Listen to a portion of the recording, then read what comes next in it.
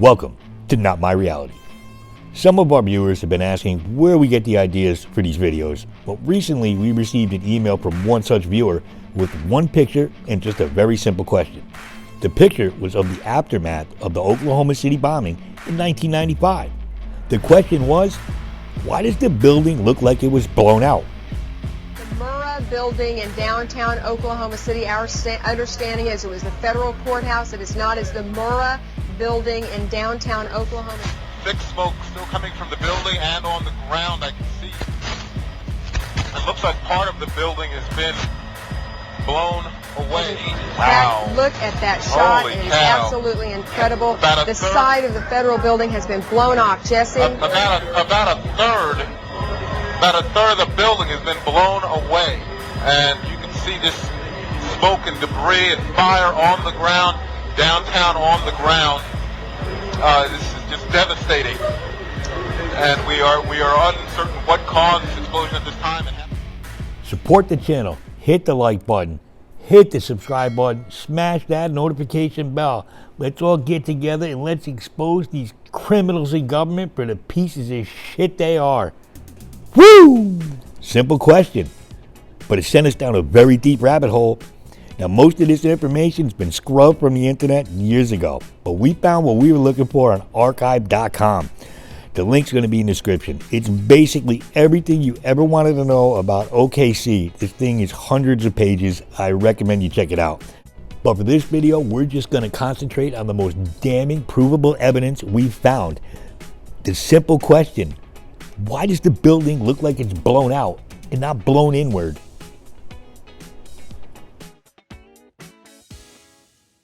Parody. If you don't have a sense of humor, go.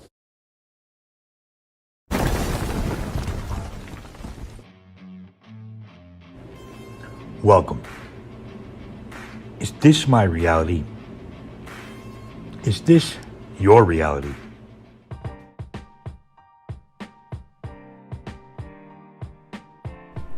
So the official story is a truck bomb that was outside in the open air caused all this damage to this government building. Here we see the north side of the Albert P. Murrah Federal Building in Oklahoma City, and it shows devastation supposedly caused by a fuel and fertilizer truck bomb that was detonated early April 19, 1995 in front of the building. The blast, the worst terror attack on U.S. soil since September 11th, killed 168 people and injured more than 500. Timothy McVeigh, convicted on first-degree murder charges for the bombing, was sentenced to death in 1997 and later executed. Quick, fast, and in a hurry.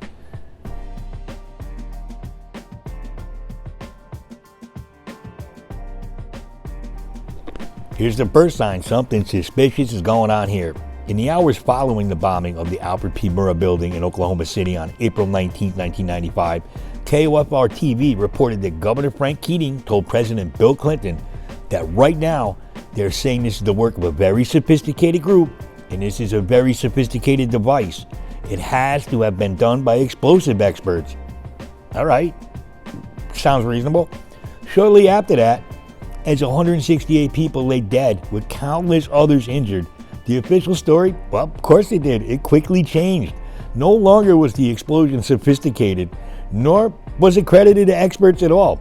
Instead, two rank amateurs, Timothy McVeigh and Terry Nichols, supposedly using nothing more than a crudely constructed info bomb, that's ammonium nitrate and fuel oil, were blamed for the entire incident.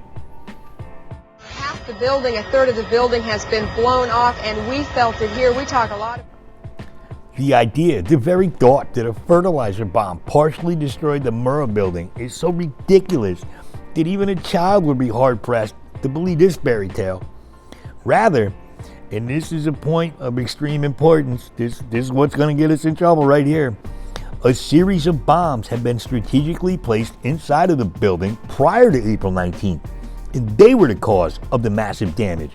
Further, government forces, including the FBI and the ATF, maybe the CIA, had complete foreknowledge of this, yet they didn't do shit to prevent it, if not having a direct hand in initiating it in the first place.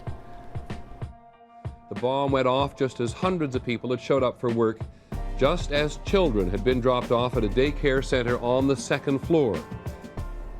That right there is exactly why I make these types of videos, because they don't care. They did it with kids in the building, but they weren't in the building. They weren't there. I'll explain that to you in a minute.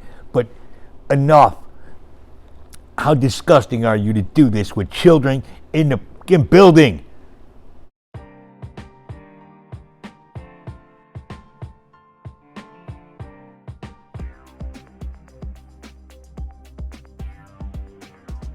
They must think we're stupid. Right.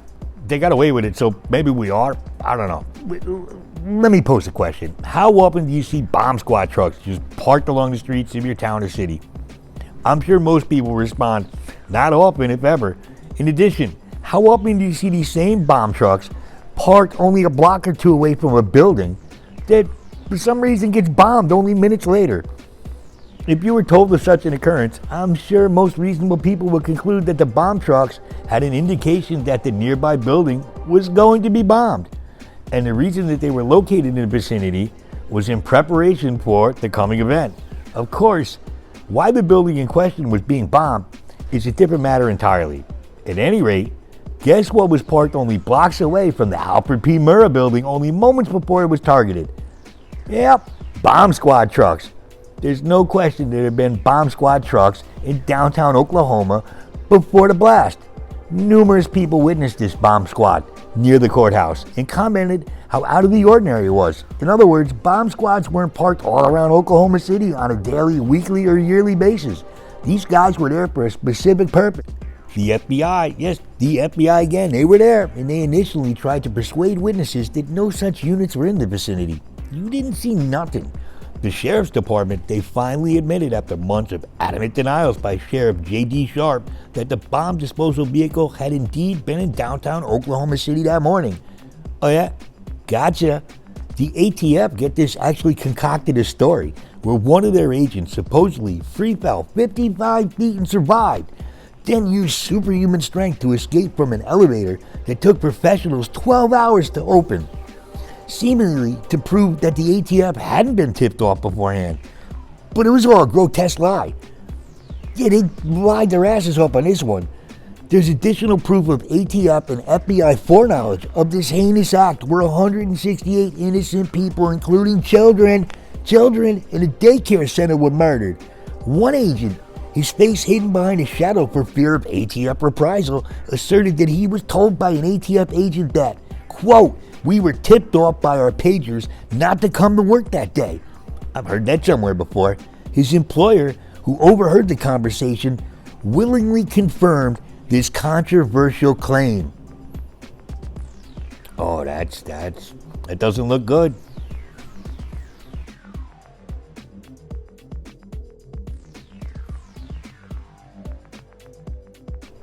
This is where it gets really friggin' serious. The next lie that we're going to get rid of is the infamous Ryder truck bomb, which reportedly brought down the Murrah building.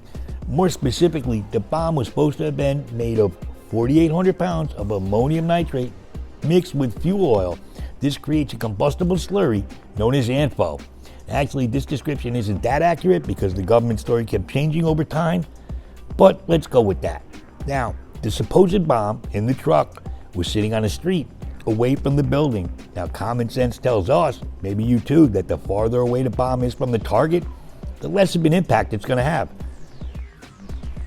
When asked about it, the expert of all explosive experts stated that the most destruction this ANFO bomb could have caused was to get this, break a few windows in the Murrah building. And that's it, just break a few windows. What caused this massive damage then? We'll get to this expert in a minute, but they say it would take weeks to build a 4,800 pound truck bomb this way, and it would not solve the technical challenge of achieving simultaneous detonation. Yet the prosecution, they insist that these two wingnuts, McVeigh and Nichols, built the bomb in one day, on April 18th, the day before, on 1995. And then they executed the flawless detonation of the biggest ANFO bomb in the history of U.S. terrorism. Yep, that's what they did, all right, all by themselves.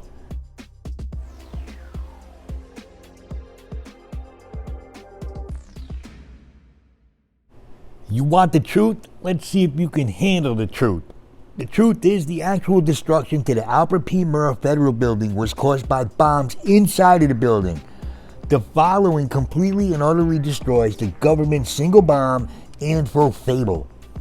Quote, after rescue efforts had begun, there were reports of other bombs being found within the building. The building was evacuated at least twice due to these reports. In the moments following the calamity, the sooner rescue workers were able to locate the victims, the higher probability they had that they could be saved. Yet that morning, in Oklahoma City, their efforts were halted at least 2 different times so that bomb squads could enter and remove unexploded bombs. What? Unexploded bombs? I thought it was from a truck out. Anyway, we always get asked, what's your proof? What's your evidence? Well, this is damning beyond belief right here. At one point, CNN reported, quote, there is still a danger of another huge explosion. Police have confirmed, you know what that means, right, people? 2 more bombs have been discovered in the building. Authorities say one of the bombs has been found and discarded, but the bomb squad is reportedly still dealing with the other one at this time. And if that's not enough, later KWTW reported a 3rd explosive device, another bomb. We don't know if it's 3 or 4, but perhaps another bomb has been found inside of that federal building. They're moving everyone back once again. This will be the 4th time that this has happened. Not only did these devices cause the real damage to the Murrah building and kill all those innocent people, including the children, but those bombs that were unexploded and had to be removed, they greatly hindered the rescue efforts of the people trying to survive, indirectly causing more victims to perish. All right, let's keep going.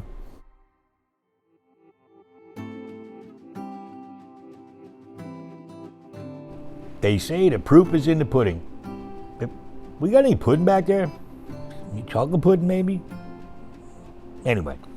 In the spring of 1997, explosive experts at the Elgin Air Force Base Wright Laboratory Armament Directorate, they released a study on the effects of explosive against a reinforced concrete building, very similar to the federal building we're talking about. The Air Force's tests closely match the conditions under which the government contends the Murrah building was destroyed. David Hoffman quotes from the report.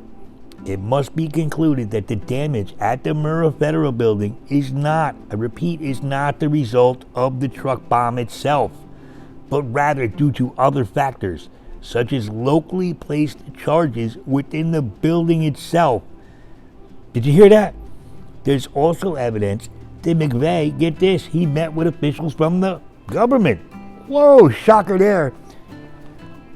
According to investigative researcher David Hall, on the night before the bombing, several witnesses saw McVeigh meet with ATF agent Alex McCauley and 2 other individuals of Middle Eastern descent in an Oklahoma City McDonald's at approximately 9:30. Yes, this is the same ATF agent who purportedly fell 5 stories in an elevator, then broke out through the steel doors and emerged unharmed. It's a totally absurd story, but somehow they're connected. Where are we going with this? Well, the next step, Elohim City. Let's go.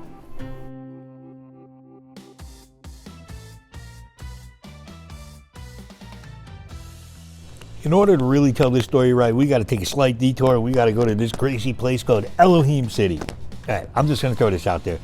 This enclave became, according to Time magazine, the who's who of the radical right because it housed members of the Aryan Republic Army, the Covenant, Sword, in the Army of the Lord, the National Alliance, the KKK, the Aryan Nation, as well as many other militia and or neo-Nazi style groups.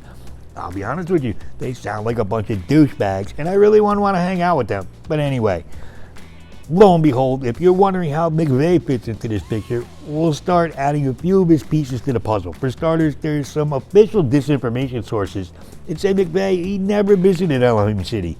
But we know that's bullshit. McVeigh and Nichols drove on October 12, 1993 from Fayetteville, Arkansas to Elohim City to meet with this guy, Andreas Strassmeyer. Remember this name, it is very important. In attendance were also bank robbers, Richard Guthrie and Peter Commander Pedro Langone. We can also connect McVeigh to Elohim City many ways. There's a hotel receipt dated September 13, 1994. There's a speeding ticket he received in 1993 a few miles from the compound. Now, phone records say that McVeigh called Strassmeyer at the Elohim City on April 5th, 1995, a few minutes after reserving a Ryder truck. Now, who is Mr. Strassmeyer?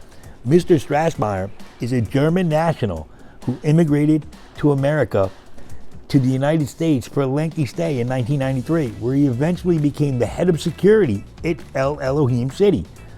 The plot was hatched at Elohim City in the fall of 1994 under the guidance of Dennis Mahone and Andreas Strassmeyer. The two men were clearly enjoying the protection of the FBI. It's obvious. McVeigh was undoubtedly part of the movement, and the bombing was probably part of a sting operation that went disastrously wrong. Still, despite the incriminating evidence pointing to his involvement in the OKC bombing in May of 1995, an Oklahoma news service took film footage of Andreas Strassmeyer still residing in Elohim City. Look, it's very typical for agencies such as the CIA, the FBI, the ATF to place multiple moles inside of a place like Elohim City and to play one resource off the other without either one knowing the other's identity. So we got to ask ourselves, who did this Strassmeyer work for? Quite telling is the fact that when McVeigh's attorneys wanted Strassmeyer's files, guess who they had to ask? The CIA. They had to ask the CIA for his files. Also, it is now known that FBI Director Louis Frey was aware of Strassmeyer and had been monitoring his activities. Of course, why is the FBI? They always monitor everything. They don't catch nobody before they do it. And that Strassmeyer was the subject of interest to the State Department's Counterterrorism Division of Diplomatic Protective Services. Yet, Elohim City was never raided. Not once. Was a cabal within our federal government actually scapegoating those in Elohim City by enticing them into committing illegal acts? Or a conspiracy to do so, all the while as they were being egged on by paid provocateurs? Doesn't sound so crazy, does it?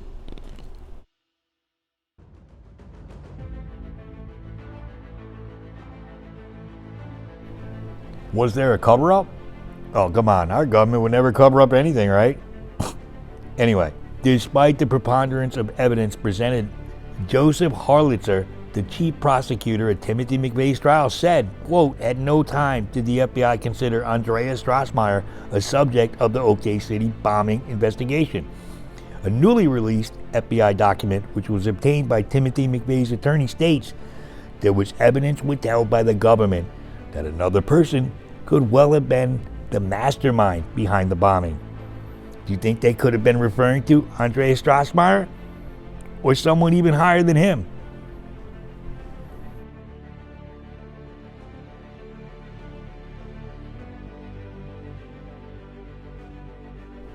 I know the problem with a lot of these theories is everybody that's on the other side says, hey, why? Why would they do this? What's their motive to do what you're saying?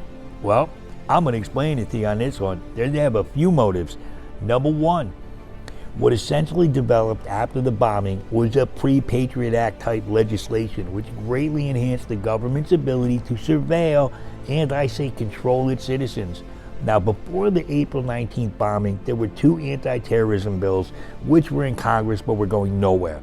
But since the bombing, or we'll say after the bombing, they threw those out and they brought in two shiny new birds with the same repressive, controlling slants. They were pushed up before a Congress that was now rabid about taking out terrorists regardless of the facts, regardless of the cost to the Constitution and your personal liberty and your freedom. Number two, now motive number one was obviously the primary reason. Look what they did to get that Patriot Act installed, and look how they got us under their boot ever since they did. Now, the OKC bombing, don't think for a moment that the Clintons didn't have a personal stake in this matter. Let me put it a different way. They saw a way to manipulate events for their own self-interest. Think of Haiti. If you remember back then, Clintons had a shit ton of scandals boiling under their first term, many of which were about to be investigated at the federal level. But after OKC, the focus of attention shifted from investigations into Whitewater, Waco, Ruby Ridge, Mena, ATF conduct, and the death of Vince Foster. And don't forget Ron Brown. all originally scheduled to begin congressional investigations 4 weeks after the bombing. But more pressing issues came up. The resulting media blitz superseded these trials, which were conveniently pushed to the back burner. Oklahoma City, sadly enough, it was just the first of many Clinton-esque wag-the-dog uses of violence, war, and trauma to deflect attention away from their scandals. Number 3 is exact targeting. What was in that building that they wanted gone or they wanted something done with? All right. The precise target in OKC also became an integral part of the equation to prevent an inquiry into the many Bush-Clinton crimes. If the records from the minor drug smuggling operations were moved to the Murrah building from Little Rock, or duplicates kept there after originals were previously destroyed or disappeared, then it would prove very beneficial to those about to come under congressional investigation in the following months. To have those records destroyed or seized and moved for later destruction would be wonderful for these criminals. One has to ask, was the Alfred P. Murrah building targeted because it housed such documents which incriminated the Clintons and the Bushes? Some say it's a distinct possibility. Look, I'm not saying that that building was blown up because it housed these things, but I'm kind of saying it too. All right? It's in shady, y'all. It's the Clintons and the Bushes. What do you expect? Seems they found the perfect guy. With a crew cut, McVeigh sneered and referred to dead babies as collateral damage. Now the attack, it provided the impetus for a state-sanctioned war against anti-government dissidents that has produced a chilling effect on people all across this country. Political activism, you have to worry about what you say now. In effect, the anti-American radical wide-eyed conspiracy theorist militia member, he was born. And with the mainstream media, the ADL, the Southern Poverty Law Center, fueling the fire, pushing that down our throats, anyone who sought honest government, they were all branded as enemies of the state. Considering the above 4 factors I just mentioned, the 4 motives, it's kind of safe to me to conclude that the Bush-Clinton cabal, they were very successful in their endeavor to protect themselves, and they also pushed forth an agenda by bombing the Alfred P. Murrah building in Oklahoma City.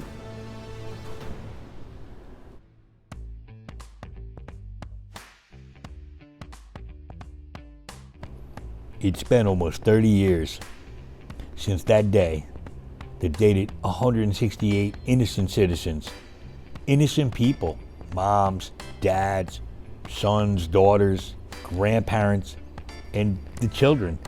Remember the children that just wanted to go to daycare when they all lost their lives and hundreds others were injured.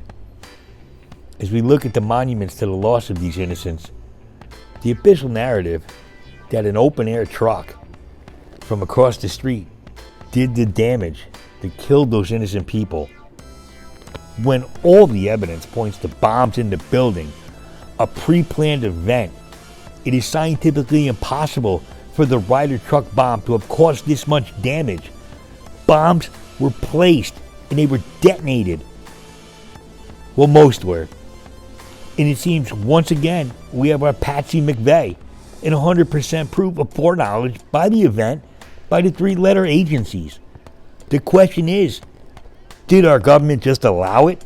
Did they just watch it can happen? Or did our government actually plant them bombs themselves?